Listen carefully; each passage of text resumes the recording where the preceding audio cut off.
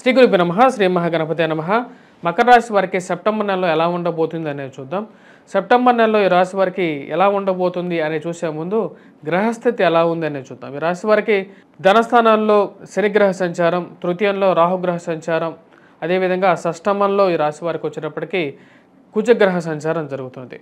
కుజుడు షష్టమంలో ఉన్నాడు. ఈ రాశి వారికి అత్యంత అనుకూలమైనటువంటి స్థానంలో, రాహు కూడా మంచి అనుకూలమైనటువంటి స్థానంలో ఉన్నాడు. గురువు వచ్చేటప్పటికి పంచమంలో ఉన్నాడు.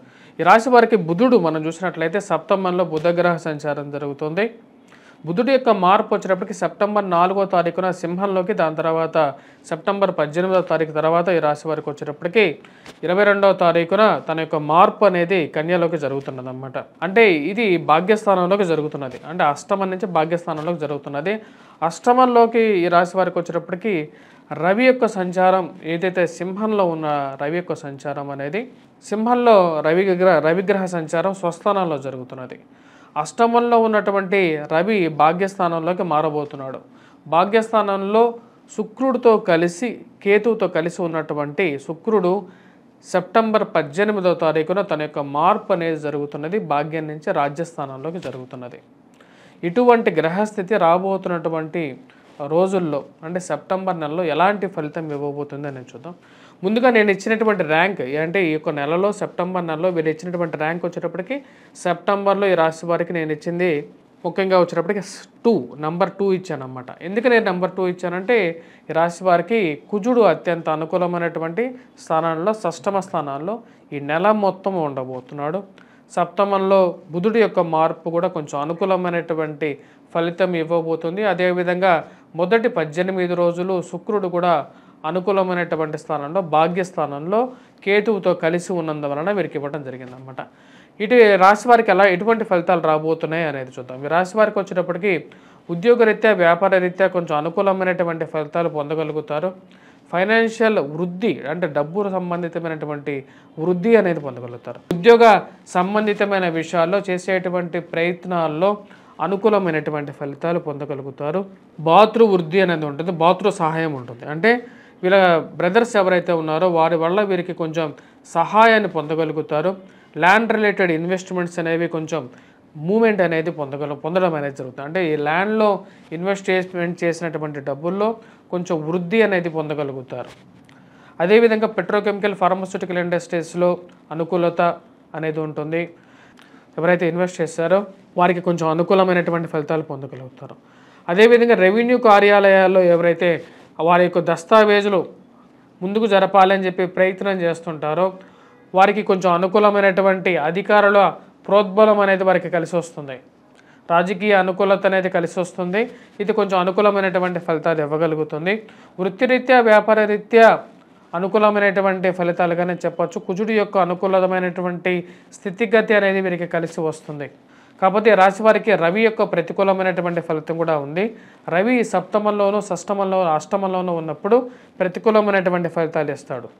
ముఖ్యంగా ఈ రాశి వారికి వైవాహిక జీవితంలో మనస్పర్ధలు గురి కావడానికి కారకంగా ఉంటుంది.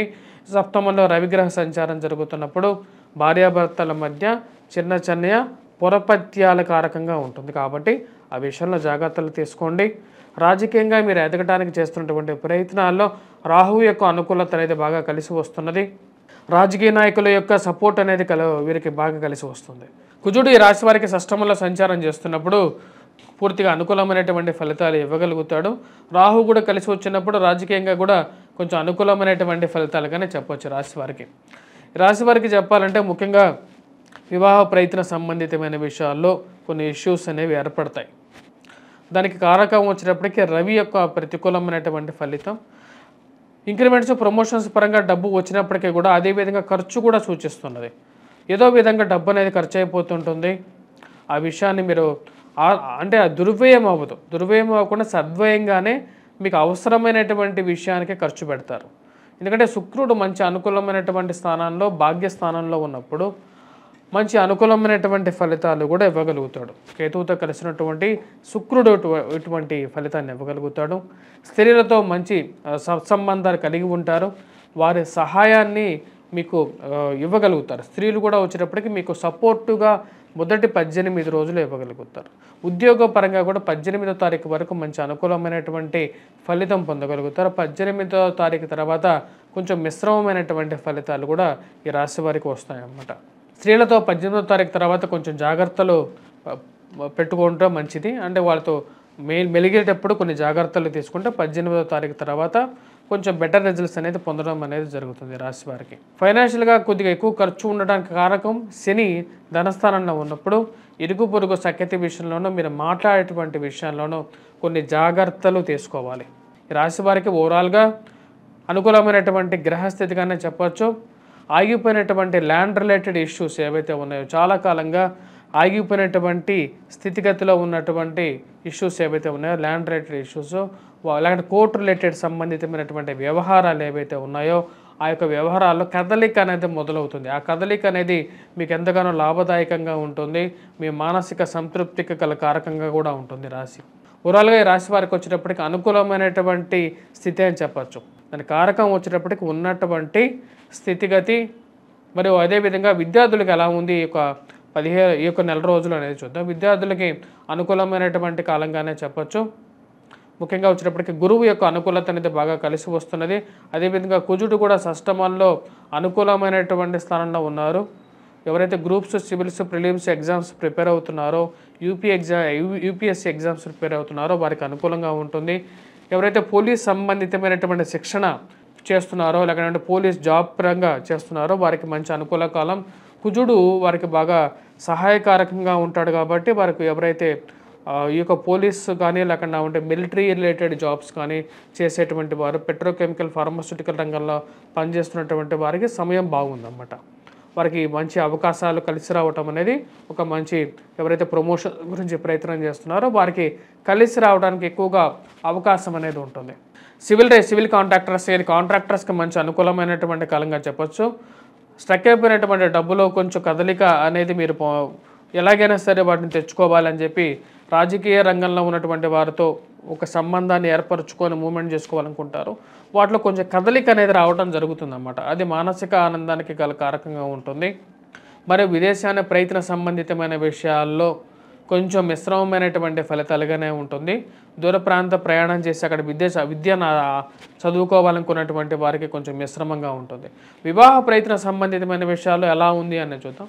వివాహ ప్రయత్న సంబంధితమైన విషయాల్లో మొదటి 15 రోజులు వీరికి కొంచెం అనుకూలంగా ఉంటుంది. 18 రోజులు.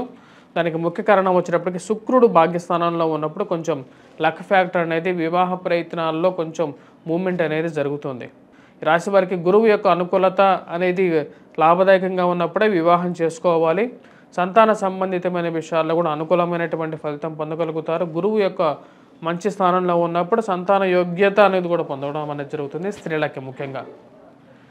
ఇక రాశివారు ఈ యొక్క నెలలో ఎందుకంటే శ్రావణ మాసంలో వీరు ఎటువంటి పరిహారాలు చేసుకోవాలి అనేది కూడా చూద్దాం. ముఖ్యంగా ఈ రాశి వారికి వివాహ ప్రయత్నాలు చేస్తున్నటువంటి వారు మరియు వివాహ జీవితం అనుభవిస్తున్నటువంటి వారు ముఖ్యంగా వచ్చేటప్పటికి వారు ఎరుపు తెలుపు పూలతో అమ్మవారిని దేవిని పూజించినట్లయితే వారి అనుకున్నటువంటి ఫలితం పొందగలుగుతారు.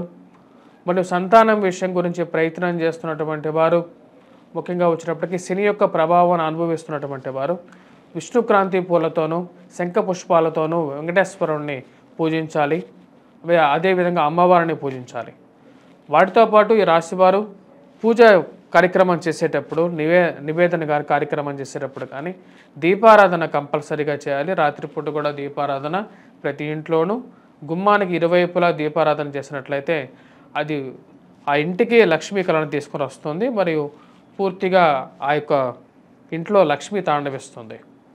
వాటితో పాటు ఈ రాశివారు ముఖ్యంగా వచ్చేటప్పటికి పూజ చేసేటప్పుడు చామంతులను ఎక్కువగా వాడినట్లయితే అది ఎక్కువగా శుభాన్ని కలిగిస్తుంది వీరికి. స్వస్తి.